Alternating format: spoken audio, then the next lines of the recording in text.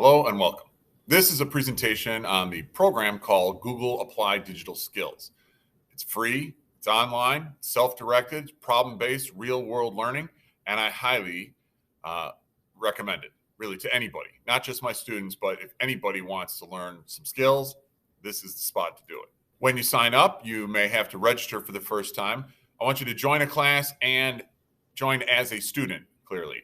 I'll have a code for you to get you into the right section.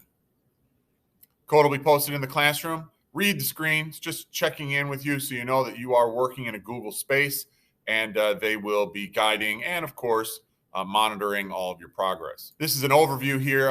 If you notice the top of the board here, you can see the curriculum button, the activities button, and the help button. These are all very helpful. If you're ever lost, go to curriculum. Okay, that's going to help you get back to your main screen. You can see here that the name of the project is there, and then what activity you're on. Again, read the screen. It's going to help you go through this because it was designed to be self-directed. I'm going to have you do some assigned projects, and then you'll have a chance to pick from a huge catalog of a bunch of different projects. Like I said, they're all real-world problem-based types of learning. Here's a look at the activities drop-down menu. You can see here the If Then Adventure Stories is the first possible project, and I do like this one. It's Google Slides. Then we go on to other possibilities, research and development, technology, planning an event, guide to an area. These are all separate projects. And when you click on one, you'll see the overview of that unit, okay? The activities here are sequenced for a reason. Follow them one at a time. Just go right down the list, watch the little video, check the notes, and do what they're asking you to do. Again, here is another look at a project breakdown.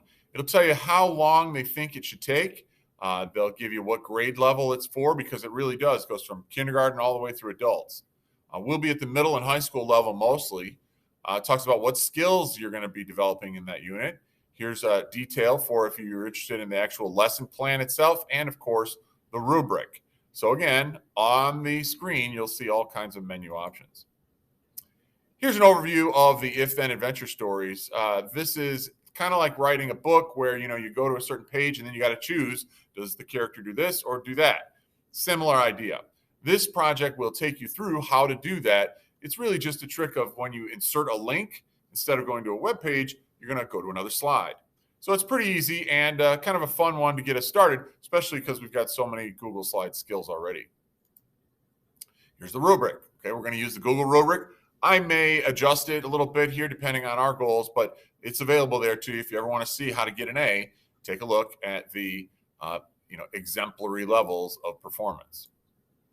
That's what an A looks like down here. There's some samples of a high level and a beginning level. So if you want to take a look at that, that's available. Let's see. Our goals generally on a day-to-day basis is one project at a time. We're going to start with that if-then adventure, and then we'll move on. Your deadlines, generally one full lesson a day. And you can see here there's two options or two steps on this one. There's 4 steps on this one. So there's a couple steps to do every day. And on like lesson 3 here, it's got 4 videos and a reflection. That's going to take a full day, okay? But it can be done. So let's talk about final tips. I would suggest you really commit to it. Go all in, give it your best effort. Use the rubric as a guide, of course, and the teacher's here for you. There's all kinds of resources. It's all open notes. You can collaborate a little bit in terms of brainstorming, but ultimately you're the one doing your project.